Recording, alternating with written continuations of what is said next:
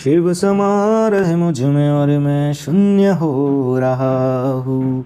जय बोले दोस्तों, भोलेनाथ सबके साथ। तो गुरु भाई के 440 वोल्ट करंट अफेयर इस यूट्यूब चैनल में आप सभी का स्वागत है दोस्तों। तो दोस्तों आज दिनांक 22 फरवरी 2022 के महत्वपूर्ण करंट अफेयर डिस्कस करेंगे। तो चलिए शुरू करते हैं गुरु भाई के जानदार जबरदस्त जिंदाबाद लाजवाब 22 फरवरी 2022 के महत्वपूर्ण करंट अफेयर दोस्तों। तो दोस्तों हाल ही में 21 फरवरी को अंतर्राष्ट्रीय मातृभाषा दिवस के रूप में मनाया गया। तो दोस्तों हर साल 21 फरवरी को इंटरनेशनल मदर लैंग्वेज डे के रूप में मनाया जाता है दोस्तों। तो दोस्तों भाषा और सांस्कृतिक विविधता के बारे में जानकारी एवं जागरूकता बढ़ाने के लिए 21 फरवरी को अंतर्राष्ट्रीय मातृभाषा दिवस के रूप में मनाया जाता है। तो दोस्तों बहुभाषावाद को बढ़ावा देने के लिए 21 फरवरी को अंतर्राष्ट्रीय मातृभाषा दिवस के रूप में मनाया जाता है। तो दोस्तों 2022 की थीम क्या थी अंतर्राष्ट्रीय मातृभाषा दिवस की?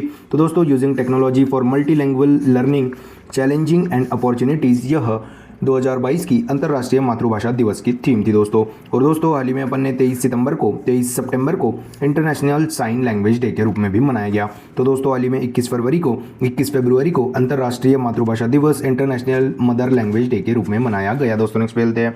तो दोस्तों हाल ही में a history of Shri Niketan Rabindranath Tagore pioneering work in rural construction नामक पुस्तक को उमादास गुप्ता जी ने लिखा। तो दोस्तों उमादास गुप्ता जी ने रविंद्रनाथ टैगोर के जीवन पर यह बुक लिखी है। तो दोस्तों जिसका नाम है अ history of Shri Niketan Rabindranath Tagore pioneering work in rural construction नामक पुस्तक को उमा दास जी ने लिखा है। और दोस्तों आपको जानकारी दे देता हूँ कि रविंद्रनाथ टैगोर जी पहले भारतीय हैं जिनको साहित्य में पहली बार नोबेल प्राइज मिला था दोस्तों, उनकी उपन्यास गीतांजलि के लिए।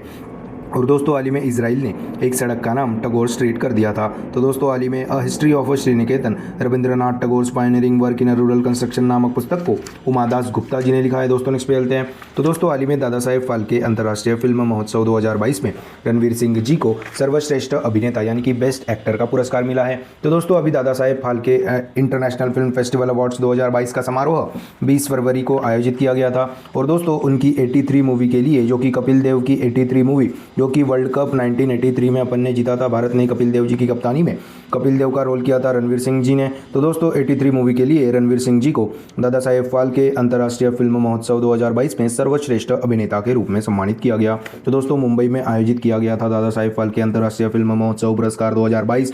और इस पुरस्कार में पुष्पा द राइज फिल्म को film of the year award मिला और शेरशाह मूवी को बेस्ट फिल्म का अवार्ड मिला। कृति सेनन जी को बेस्ट एक्ट्रेस अवार्ड मिला दोस्तों मिमी फिल्म के लिए। और दोस्तों हाल ही में रजनीकांत जी को 51वां दादा साहेब फाल्के पुरस्कार भी मिला था दोस्तों। तो दोस्तों हाल ही में दादा साहेब फाल्के अंतर्राष्ट्रीय फिल्म महोत्सव पुरस्कार 2022 में रणवीर सिंह जी को सर्वश्रेष्ठ अभिनेता यानी कि बेस्ट एक्टर उनकी फिल्म 83 के लिए यह अवार्ड मिला है दोस्तों। नेक्स्ट चलते हैं। तो दोस्तों हाल ही में IIT रुड़की ने किसान मोबाइल एप्लीकेशन को लॉन्च किया। तो दोस्तों IIT रुड़की ने एग्रोमेट एडवाइजरी सर्विसेज के प्रसार के लिए किसान मोबाइल एप्लीकेशन को लॉन्च किया। इस एप्लीकेशन को सीनियर साइंटिस्ट डॉक्टर खुशबू मिर्जा जी ने डिज़ाइन और डेवलप किया है।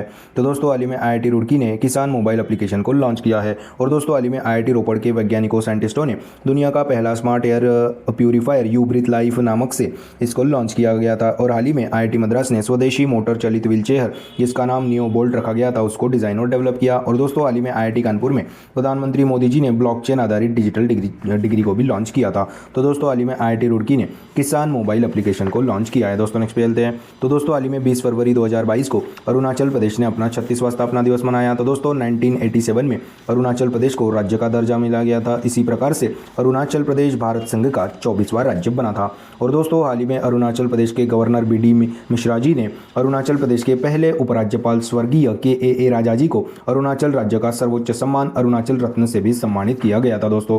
तो दोस्तों हाल ही में अरुणाचल प्रदेश ने अपना 36वां स्थापना दिवस मनाया दोस्तों। 20 फरवरी 2022 को अरुणाचल प्रदेश ने अपना 36वां स्थापना दिवस मनाया। बात अभी अरुणाचल प्रदेश की है। यहाँ की राजधानी है ईटानगर। यहाँ के CM है पेमा खांडू। यहाँ के अभी गवर्नर बताया था आपको ब्रिगेडियर BD मिश्रा जी।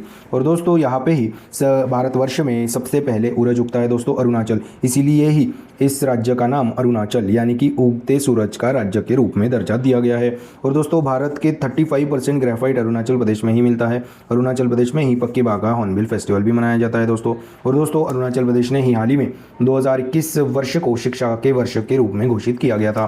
तो दोस्तों हाल ही में 20 फरवरी 2022 को अरुणाचल प्रदेश ने अपना 36वां स्थापना दिवस मनाया दोस्तों। नेक्स्ट पे चलते हैं। तो दोस्तों हाल ही में सेबी ने यानी कि security exchange board of India द्वारा गठित निवेश नीति सलाहकार समिति के अध्यक्ष के रूप में NR नारायण मूर्ति जी को चुना गया।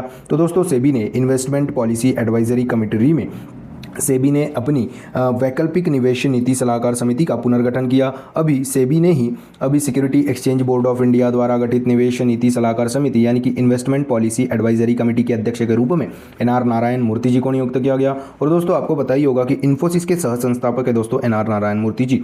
इनको ही हाल ही में सेबी द्वारा गठित निवेश नीति सलाहकार समिति के अध्यक्ष के रूप में चुना गया दोस्तों। और दोस्तों हाल ही में सेबी ने सारथी नामक एप्लीकेशन को लॉन्च किया था। और दोस्तों हाल ही में सेबी ने अलर्ट समिति का भी गठन किया था, जिसके अध्यक्ष सेबी के पूर्व सदस्य माधवीपुरी भूजी जी ने किया है दोस्तों इस अलर्ट समिति का अध्यक्ष के रूप में।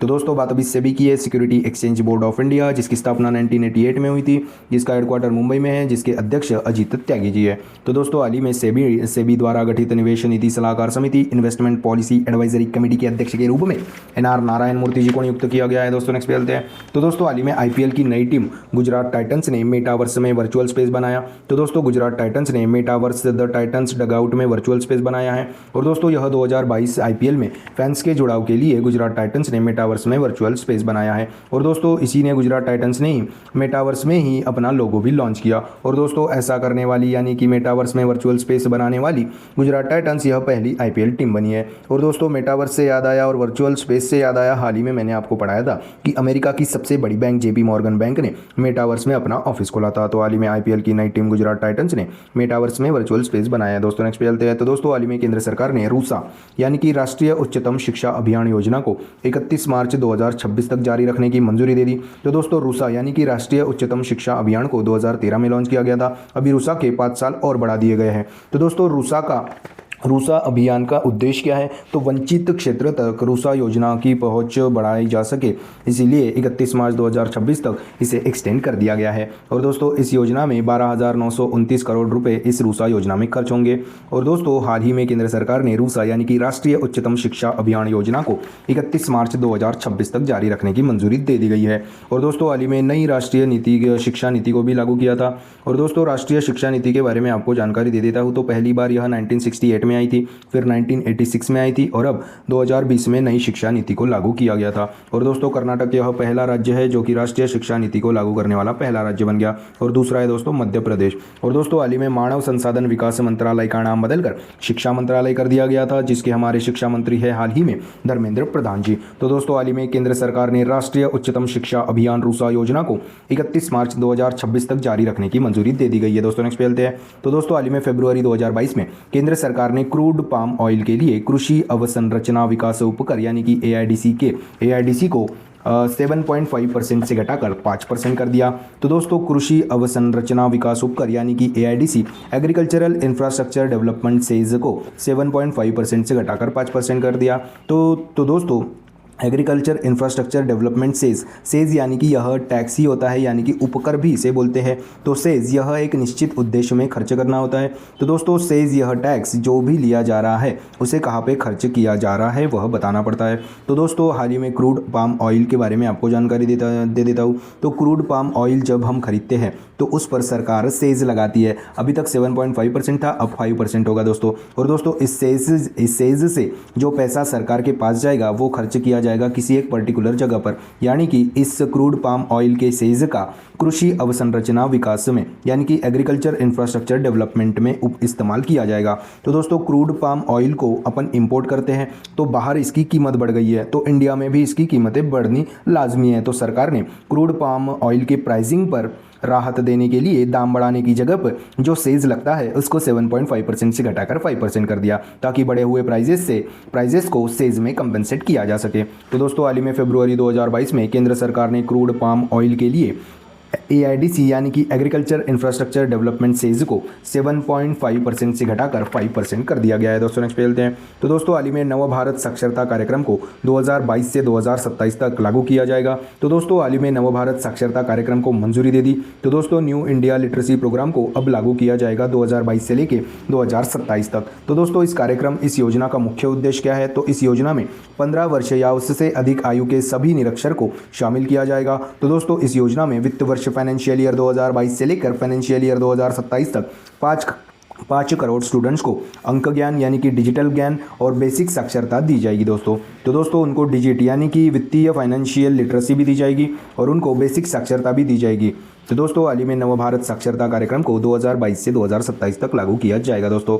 और दोस्तों इस योजना में 1037.90 करोड़ रुपए इस योजना में खर्च किए जाएंगे। और दोस्तों इस योजना में अडल्ट एजुकेशन का नाम बदलकर एजुकेशन फॉर ऑल कर दिया गया है। इस योजना में फाइनेंशियल विद्या भी दी जाएंगी स्टूडेंट्स को, और दोस्तों उनको डिजिटल एजुकेशन भी दिया जाएगा दोस्तों। तो दोस्तों हाल ही में नव भारत साक्षरता कार्यक्रम को 2022 से लेकर 2027 तक लागू किया जाएगा दोस्तों। नेक्स्ट पे चलते हैं। तो दोस्तों हाल ही में कोल इंडिया कंपनी को भारत की सबसे भरोसेमंद सार्वजनिक क्षेत्र की कंपनी का पुरस्कार मिला। तो दोस्तों कोल इंडिया लिमिटेड को India's most trusted public sector company award दिया गया। तो दोस्तों महारत्न कंपनी कोल इंडिया लिमिटेड को India's most trusted public sector company यानी कि भारत की सबसे भरोसेमंद सार्वजनिक क्षेत्र की कंपनी का पुरस्कार मिला। तो दोस्तों कोलकाता में उद्योग मंडल एसोसिएशन के द्वारा आयोजित एनर्जी मीट एंड एक्सेलेंस समारोह में कोल इंडिया को भारत की सबसे भरोसेमंद सार्वजनिक क्षेत्र की कंपनी का पुरस्कार दिया गया दोस्तों।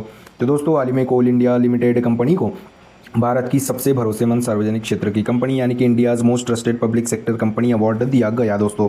और दोस्तों अभी 11वीं महारत्न कंपनी बनी थी पावर फाइनेंस कॉर्पोरेशन लिमिटेड। और दोस्तों इंडिया में करंटली 11 महारत्न कंपनी है, 13 नवरत्न कंपनी है और 74 मिनी रत्न कंपनियां हैं दोस्तों।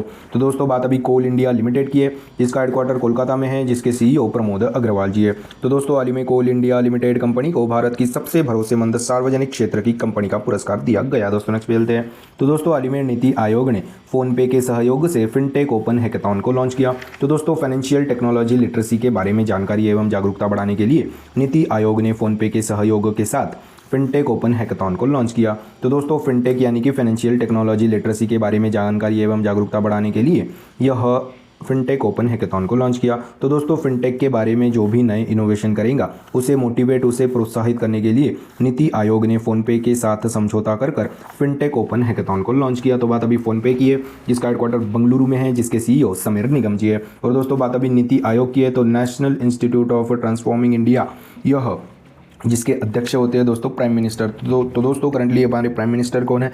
नरेंद्र मोदी जी ही नीति आयोग के अध्यक्ष। और दोस्तों नीति आयोग के सीईओ अमिताभ कांत जी हैं।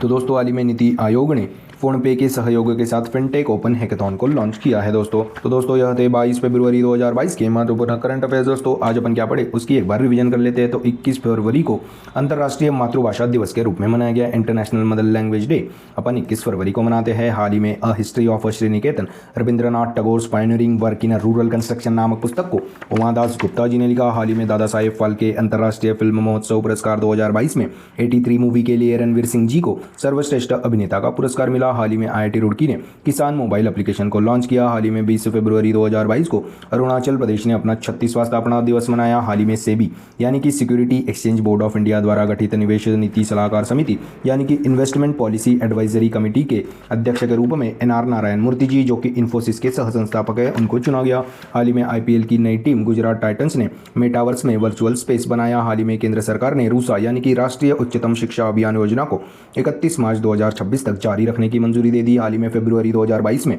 केंद्र सरकार ने क्रूड पाम ऑयल के लिए कृषि अवसंरचना विकास उपकर को 7.5% से घटाकर 5% कर दिया। हाल ही में नव भारत साक्षरता कार्यक्रम को 2022 से 2027 तक लागू किया जाएगा। हाल ही में कोल इंडिया लिमिटेड कंपनी को भारत की सबसे भरोसेमंद सार्वजनिक क्षेत्र की कंपनी का पुरस्कार मिला। हाल ही में नीति आयोग ने फोनपे के सहयोग के साथ फिनटेक ओपन हैकेथॉन को लॉन्च किया। तो दोस्तों यह थे 22 फरवरी 2022 के महत्वपूर्ण करंट अफेयर्स। आशा करता हूँ आपको पसंद आए होंगे। अगर पसंद आए होंगे तो दोस्तों लाइक कर दीजिए, कमेंट कर दीजिए। और दोस्तों ऐसे ही day to day current affair, उनकी रिवीजन क्लासेस और जनरल नॉलेज क्लासेस पाने के लिए गुरु भाई के 440 वोल्ट करंट अफेयर्स चैनल को सब्सक्राइब कीजिए, फॉलो कीजिए। और one liner current affairs PDF पाने के लिए हमारे टेलीग्राम चैनल को फॉलो कीजिए दोस्तों। Link is in the description box below. This is गुरु भाई साइनिंग ऑफ। जय शंकर महाराज दोस्तों, जय भोले।